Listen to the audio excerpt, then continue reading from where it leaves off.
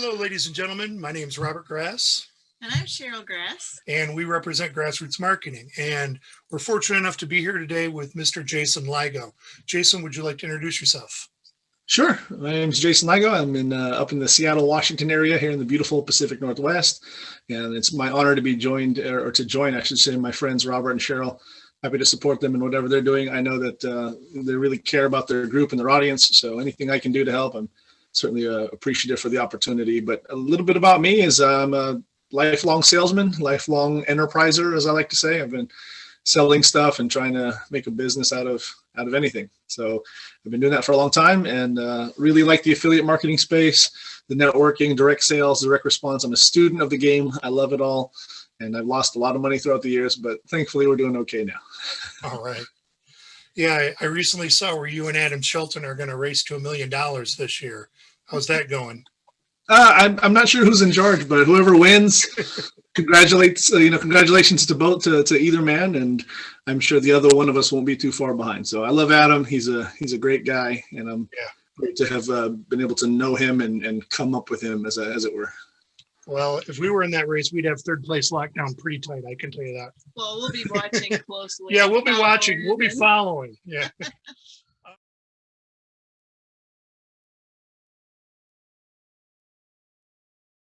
Hey, Jason, could you give some advice to our group, since our group is targeted towards new marketers or maybe marketers that haven't had success over the years in the marketplace? What advice would you give to someone who's either starting fresh or kind of rekindling their interest in the marketplace in 2001? What advice would you have for the new marketer? Sure. Yeah. I mean, it's interesting because the new marketer, I feel like that's a role, at least for me personally, I try to continue to have that mindset in some form or another by way of just the humility aspect, and being willing to learn. I think that those are great qualities, is just being willing to learn and absorb. However, it's kind of like a two-edged sword, right? Because as much as you want to learn, it's easy to get caught up in too much learning by way of learning, spending too much time in a training module, and or just being bombarded by all the noise that's out there. So if I were to talk to myself maybe 20, 30 years ago, I say 30, but at least 10, 20 years ago, to kind of boil it down, is really just not to focus so much on like the product, but really connect with somebody, the people. Ultimately, the mentorship, I think, is what matters most, because information is kind of a dime a dozen, right? I mean, the fact is you can pay for information or you can search it out for free. But it really takes just connecting and working with someone to kind of guide you through all of it. And, that kind of goes hand in glove with also the concept of just choosing one modality, getting good at it, seeing results in it. And if it doesn't, if you've given it a fair shot and it doesn't work out, then I think it's fair to move on to something else. But you do need to give it a fair shot, and I think that a lot of people kind of have this mentality where it's like, if it doesn't work out in a few weeks to a couple months, then it's either a scam or I'm not cut out for it. And my caution is always, look, that's not the case. Again, maybe what you're doing is outdated. Maybe the stuff you tried before didn't work out for whatever reason. That doesn't mean that something's not working out. So I think that's the biggest advice, is just, be willing to learn, but really find someone, connect with someone, and really ride with them, I think, is the biggest thing. And then lastly, just dig your heels in and get good at it, and then once you start seeing the success that you want, then it's easy. It's probably a better time for you to start continuing to blossom out, Yeah. It's like a critical mass. Once you get to a certain point, some things start happening a lot easier for you, I think. Well, and you probably don't want to necessarily quit on your opportunity. Just add to it, because down the road you'll learn something even more, and you'll say, okay, let's apply it to this one that didn't work so good. Yeah. Well said. Yeah, well said.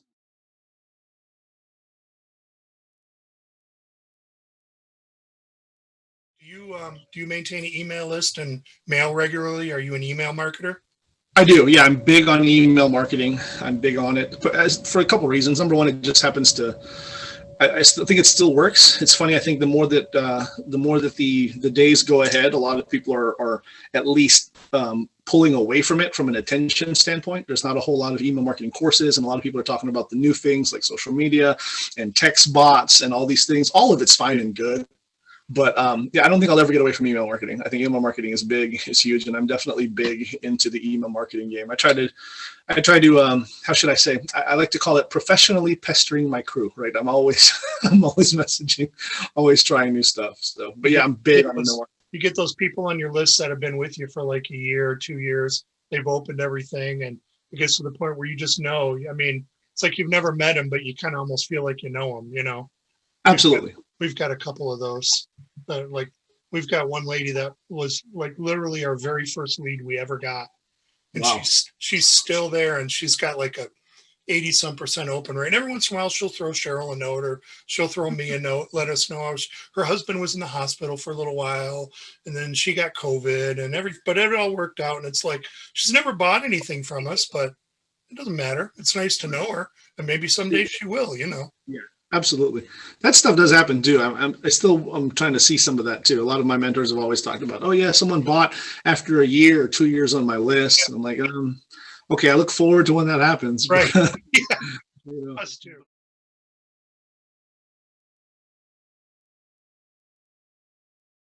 So, with the new marketers coming in, is there anything else other than email that you would suggest that they try?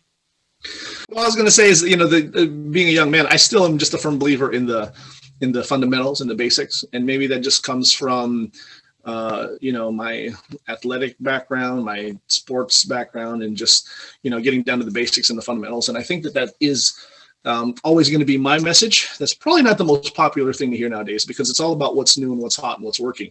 So if I were to approach it from that standpoint, then I would definitely tell these people, especially if they tend to be younger as in younger than you and me age-wise, they already know how to use social media. And so might as well use that to the benefit of using it to promote your business, if that's what you want to do, because it's there, it's free, it's an evergreen resources. And for me, you know, when I look at some of these people, like, it's like, okay, I'm struggling to learn social media. I'm there, but I feel like I have to work harder versus, you know, the skill set of email marketing. When it comes to funnels and marketing psychology and understanding this stuff, I could do that all day. Okay. But if you ask me to, you know what I mean? Like to put together a group or to post something that's going to post tomorrow, or I couldn't even begin. Like I get lost in that. So from a approach standpoint, yeah, learn the social media, use it proper. Don't use it just to promote to look at your cat videos and waste time. Use it to create meaningful content and forge meaningful relationships with the right types of people, because it's already there. There's a built-in audience there. So use that. But then also just from a skill standpoint is just use that too. You know, one thing that I see and that you'll see for any amount, if you've been in the business for any amount of time, is that opportunities come and opportunities go. You know what I mean? Like businesses, you get fully positioned at one company. A year later, they get shut down by the FTC. And maybe it's not because they did anything shady, but that doesn't mean the people involved in the business weren't above board. And so if that happens and you didn't learn the skill set, if you're just trusting the company as your vehicle, now they've gone down. And what happens is you go down with the ship. So understand marketing, really understand what it works, how it works. And then, of course, like we talked about earlier, about the email list, build your own brand, build your own list. And that way, when the vehicle goes down, you can hop into another vehicle and another, and then get to where you're firing on many different cylinders with many different opportunities, like I'm doing now. And so that way, your business isn't built on a house of cards, you know.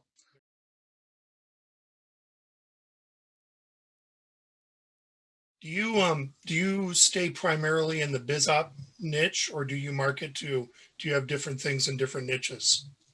I've tried things in other niches. Right now, I definitely love business. So, and that includes biz op and marketing. But I think that is definitely just true to me per se, because I grew up wanting to do business, and my last corporate career was actually serving corporations and having business clients. So I'm definitely in that space, but I've tried some other things too. I've dabbled a little bit in the health and wellness, I guess you could call, by way of supplements, things like that. And then a little bit into the personal development. Interestingly enough, I think that the deeper you go, you'll find that everything's kind of connected on one plane or another. So they tend to cross paths here and there. But overall, I like business.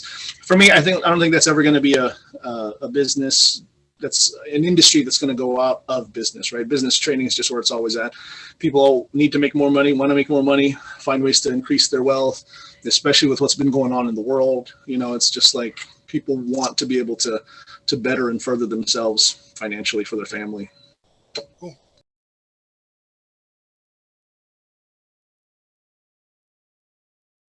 if you had to sort of create like maybe a top 3 or a top 5 list of skills that you need to be a marketer, can you kind of spitball there and, Yeah. copywriting, email writing, funnel building, whatever you think would be kind of the things that you should really get a handle on first? For sure. I think the first thing that you need to do is just really, obviously you need to, pick a modality, pick something that you want to do. But in terms of what I think you should learn, I don't think enough is being taught about learning to become an attractive character, to really become like the avatar of your avatar, to really become the person that attracts and people want to follow and go along with. I think that idea and that methodology of becoming an influencer, a true influencer, not just someone who has a lot of followers, but someone who has the ability to influence, that in and of itself will keep your wallets full, I think, through the thick and through the thin. Because what happens is a lot of people come in and it's just going through motions. It's okay, well, you follow your training or your roadmap or your blueprint, whatever it is. Do this, do this, do this. Okay, and then that's fine. But then understand why those things work. Yes, you're putting together an email autoresponder, but why? It's because you want to build a list, but it's not just building the list. It's also nurturing, cultivating the list like a garden, which means kicking people out when it's time as well. It means cutting the fat too. So I think becoming an attractive character, really deciding what role you want to play. The way that I look at it is I'm a big movie guy. I love movies. I love watching movies. I'm big into cinema, old movies, independent movies, new. I just love movies. And that's the way that I look at this whole thing. It's like, you gotta become the character. So what role are you playing? And that's hard for a lot of marketers, new marketers, to understand, because when they come in, they're like, well, I'm just brand new, or I tried this and it didn't work. So how can I portray to be the hero or the leader? And it's like, well, the hero or the leader doesn't always come dressed like Batman. Sometimes they're a teenage kid like a Peter Parker who kind of just, was forced or things happened to him. Or maybe it's the Hulk, if I'm drawing a parallel, when I think is the greatest. The Hulk never wants to become the Hulk. Banner never wants the guy to come out, but he's right. Got to. Or you can be someone who's instead of saying, let me help you and let me be the authority, it's more like, hey, I'm trying something new. I'm embarking on a new adventure. Watch how it goes for me. Stay tuned and then join me too. Then maybe you find that this is an adventure that you want to come along with. So I think becoming an attractive character is good. The other thing too is just the art of communication, right? The general art of communication and communicating effectively. So if I'm the attractive character, right, and if I want to do a video for marketing, I need to learn how to communicate. If I want to write an email to get people to click on something to go to an offer, I need to learn how to communicate, right? If I want to create a funnel, a web page, a landing page with a VSL, if I want to create the script for a VSL, it all comes down to communication. So I think just communication as a whole is the way to do it. I think a lot of people try to turn on different voices for different things. No, I think you need to have one voice and learn how to speak different ways. You know what I'm saying? So that there's still this continuity there. So those are the two biggest things for me. And then aside from that, yes, there is the technology things, which I'm grateful that that technology has been made easier in this lifetime. I remember before ClickFunnels, it was tough. I'm a big ClickFunnels user, and depending on where you are, you either think that they're the greatest thing, like they're the big hero, or you think that they're the complex thing because of the new stuff coming out. But I'm just going to use them as the benchmark because that's what I feel like they were. I mean, before it was like, man, you had these coders, developers, you had to set up individual pages and all this stuff. Now you can do it, from here and do it all at once. And then of course, if you have this new stuff, you can do that too. But when I got started, there wasn't ClickFunnels. So there are technology pieces there that make it easy. With that said, they don't do everything for you. So you certainly do have to learn. But I would just say is just learn how to become resourceful. Thankfully now, a lot of these technology pieces have great support hotlines that can help you walk you through it if you're willing to be patient to get there and to figure it out. Otherwise, learn the skill of outsourcing and delegating, because that makes all the difference too. And that's where I'm at. I love to just pass it out. I hate to try to figure it out myself. Yeah. Fiverr and Canva and those are all. Yeah. Oh, I need a graphic here. Could I spend 5 hours trying to do it myself, or could I throw $20 at it and get it done? Yeah. And it would take you and me 5 hours. Like it would take me that long. Yeah, exactly. Cool. Wow. That's right down the pipeline. I mean, we're kind of completely on the same wavelength there. And that's really what we're trying to communicate to the people that decide to, join our Facebook group. And just fundamentals, don't get caught up in the shiny object syndrome. Don't get caught up in the newest, greatest offer. I think just patience too is key. I mean, people get caught up in the whole make money while you sleep, or turn your phone into an ATM, or once you set this up, just sit back and watch the money come rolling in. It's like, well, go ahead and click on that. And if it works for you, can you share that with me? Because I haven't found it yet. Right. For us, it's a grind, and we work at it. And I don't feel bad telling people that it's a grind, because I don't want people to have false expectations when they get into it. But I mean, what in life isn't a grind if it's worth having? I mean, you gotta work for what you want. Mm-hmm. And that also comes back to attracting the right people. If you're just attracting and bringing in and really focusing on the person who's looking for a turnkey opportunity, then you can reasonably expect to some degree that they're not going to stick around with you and your opportunity when something shinier and nicer comes along. I'll never forget. There's been a couple situations where I've talked to. Some of it has been not so recent, some of it recent, and some of it when I was first getting started. But I've seemed to talk to many a guru or a person who was up there who knew what they were doing, say something along the lines of, well, you're just a little too starchy, you like to do your suits and stuff. And we as internet marketers, we just want to attract, people who are looking less professional, and we want to attract people who are a little bit more laid back. And I remember thinking, and I haven't changed my philosophy. I remember thinking, no, you might want that. I don't. I like it when people look like they have a credit score, because they're going to stick around. Like, that's just my philosophy. Now I don't mean that to denigrate anybody, but I think you understand what I'm saying. Like, for me, I'd rather focus on the people, who have careers and understand what it's like. They're just looking for another vehicle, and so, but yeah, I think that's part of it though. You get what you attract, what you put out there.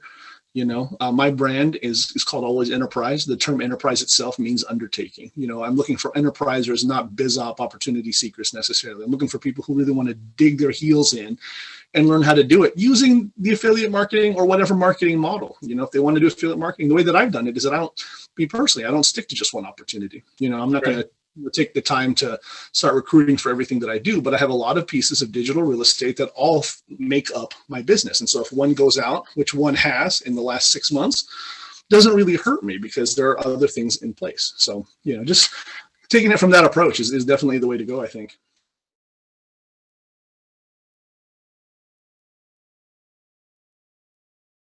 That's where I'm at now too. I'd like to clean it out a little bit. Yeah, we just went through the purge. Yeah. Good. Yeah. Excellent. Yeah, I lost like 2,000 in the email list. It was like, oh, that was hard. Man, that hurt. But some of them hadn't opened anything in a year and a half. Well, you're paying extra in AWeber for a bigger list. Right. So. Yeah. Yeah. It dropped me down a tier. Yeah. There's $10. It's almost like especially maybe this is a man thing, but I also think that there's a little bit of a pride issue there. Sometimes it's like, man, I really worked hard for this, and I like having this big list. Exactly. So I really got to get rid of them, but you definitely have to, because the reality is that if you have dead weight, as I like to call it, it's just going to hurt your open rates. It's going to hurt you overall. Yeah, so, I mean, I'm carrying them on the list, but I'm not sending to them. I'm only sending to openers and PM and broadcast and whatever. So it's like, why am I even? I'm literally paying extra every month to carry people that I'm not even marketing to. That's always the game. It's absolutely right. I did that most recently too with my big list too, because I was noticing that within the last several months, I only send it to people who've opened something and interacted within the last 90 days. And I'm like, well, gee, that leaves a lot of open territory on these numbers who haven't touched it. So, all right, let's kick them to the curb. They're gone. So I think I sent them all like a reviver campaign, and just some of it came about, but most of it was just like, all right, you don't need to, you are not worthy of this list anymore. Exactly. Yeah. I did that. Sent out the re-engagement campaign. It gets like a 0.2% open rate. It's like, well, that's helpful. That's bringing the old average down a little bit. What would you want most people to think about their business? Really, really think about what's most important. I think the one thing.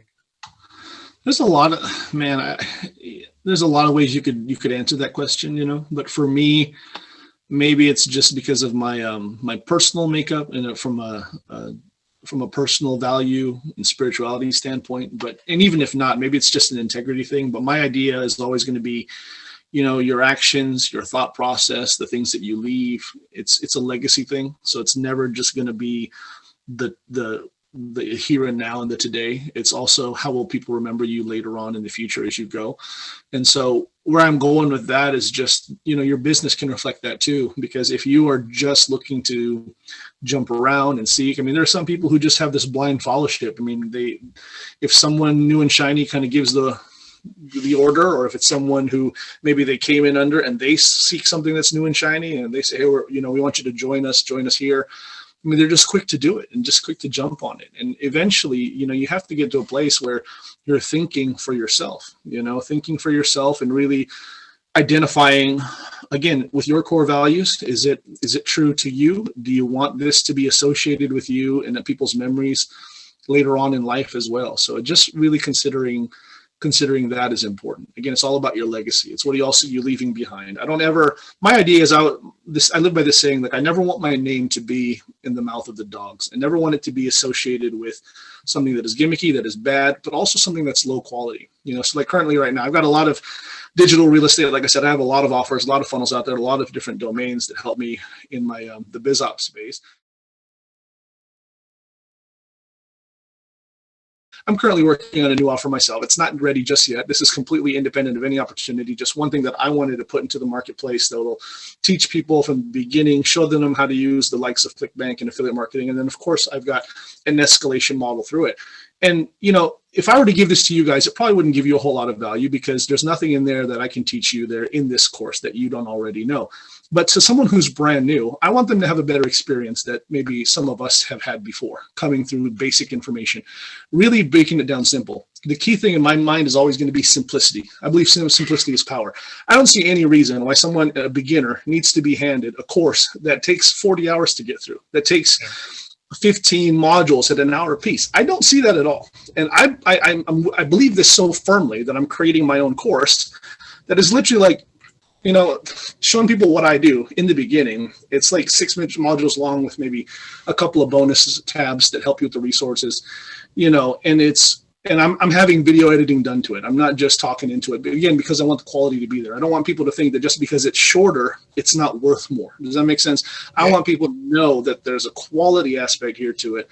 And again, it's when it comes out, I'm hoping, I believe it'll do well, but even if it doesn't, I will have felt better about it just because when I compare it with everything else that's out there, it's like you're not giving any value to someone brand new when you are dropping this bomb on them. I really believe that. Right. I think it's about the shortcut. Some people think the more you can give someone to keep them with you is the way to go. I don't believe that 100%. I'm more along the lines of the quicker I can get them out to cashing a check will increase my stock. Right. My idea is not to wrap them up in my world. My thinking is let's get you in and out and get you taking action and then making your first couple bucks. Then you'll gladly come back to me. That's my opinion. So that's where I'm going with that. So hopefully that answers the question. Oh yeah, absolutely. Yeah, they'll come back with more confidence and then they'll be more receptive to learning more and expanding their horizons. Hey, it worked for me, so I'm going back. Yeah, absolutely. Yeah. Thank you very much, sir. And we appreciate talking to you. And to all the members out there that are watching this, take it from somebody who knows. And that's Jason for sure. Thank you. My pleasure. Thank you so much for having me. Hopefully everyone got a lot out of it. Let me just tell everyone that can't go wrong with Robert and Cheryl. They're one of the few, I say the few, but they're one of the handful of real good ones in the market, in the business right now in the industry. Their heart, I can tell, is in the right place, and what you see is what you get. And they speak from experience, both good and bad. So if you want to get the lowdown and the scoop, then take it from these two, just these two. Don't go looking at anybody else. Just do it. Why learn from your own mistakes when you can learn from ours? Yeah. We have plenty to share. A lot of us do, right? A lot of us certainly do. That's fine. It's part of the process. Well, we sure appreciate it, Jason, and we'll talk to you again real soon. All right. Take care, guys. Thank you.